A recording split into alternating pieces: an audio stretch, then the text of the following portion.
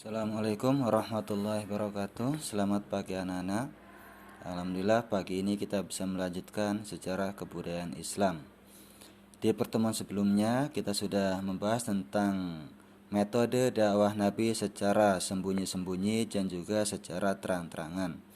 Nah, kemarin sudah dibahas bahwa metode dakwah Nabi secara terang-terangan yaitu secara terbuka disampaikan kepada kaum kafir Quraisy, dan ternyata banyak sekali tantangan yang dihadapi oleh Rasulullah, termasuk tantangan dari pamannya yaitu Abu Lahab yang menentang ajaran dakwah tentang agama Islam. Nah, di sini yang akan kita bahas adalah sebab-sebab kaum kafir Quraisy menentang ajaran yang disampaikan oleh Nabi Muhammad, yaitu ajaran tentang agama Islam. Apa saja sebab-sebab yang menjadikan mereka menentang ajaran agama Islam itu? Ternyata yang pertama adalah persaingan kekuasaan.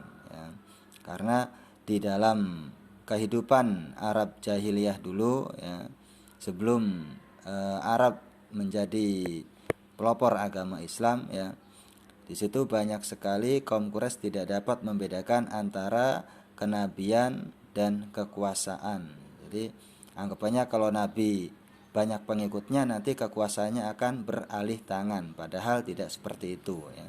Jadi persaingan kekuasaan yang menimbulkan orang-orang kaum kafir Quraisy tidak mau masuk ke dalam agama Islam. Yang kedua adalah persamaan hak antara bangsawan dan hamba sahaya. Karena memang ada sistem perbudakan dulu pada masa jahiliyah, sehingga mereka beranggapan nantinya sama, manusia itu sama rata, dan memang itulah yang diajarkan oleh agama Islam, bahwa manusia itu di hadapan Allah sama kecuali ketakwaannya.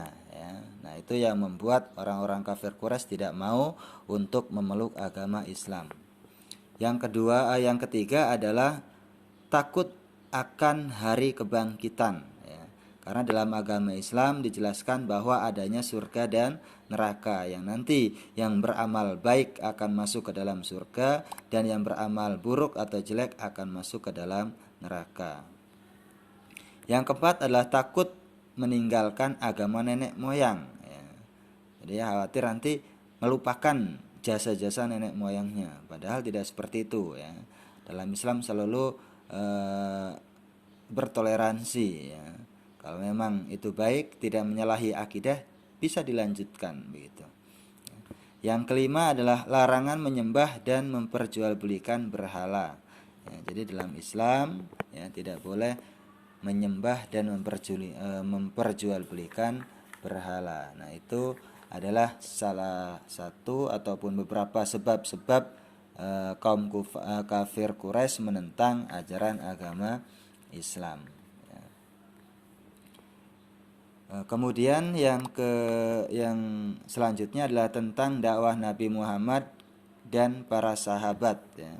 Nah, di sini banyak sekali tantangan yang dihadapi setelah dilaksanakannya dakwah secara terbuka. Semuanya mengalami tekanan dari kaum kafir Quraisy. Salah satunya adalah tekanan terhadap Nabi sendiri. Salah satu contohnya adalah tekanan dan tantangan dari paman Nabi Muhammad, yaitu Abu Lahab dan istrinya yang selalu menghalang-halangi dakwah Nabi. Makanya dalam Al-Quran, dalam surat Al-Lahab diabadikan kejahatan dari Abu Lahab tersebut. Nah, di sini kita lihat A'udzubillahi minasyaitonirrajim. Bismillahirrahmanirrahim. Tabbat yada abi lahabi wa tab, ma agna anhu maluhu wa ma kasab, sayasla nara dzata lahab, wa imra'atuhu hammalatal hatab, fi jidha hablum mim masad. Nah, artinya binasalah kedua tangan Abu Lahab dan sesungguhnya dia akan binasa tidaklah berguna kepadanya harta bendanya dan apa yang ia usahakan. Kelak dia akan masuk ke dalam api yang bergejolak, dan begitu pula istrinya pembawa kayu bakar yang di lehernya ada tali dari sabut. Jadi kejahatan dan juga ke ketidak apa namanya ketidakpantasan yang dilakukan oleh Abu Lahab terhadap dakwah Nabi, ya, itu diabadikan dalam surat Al-Lahab ayat 1 sampai 5.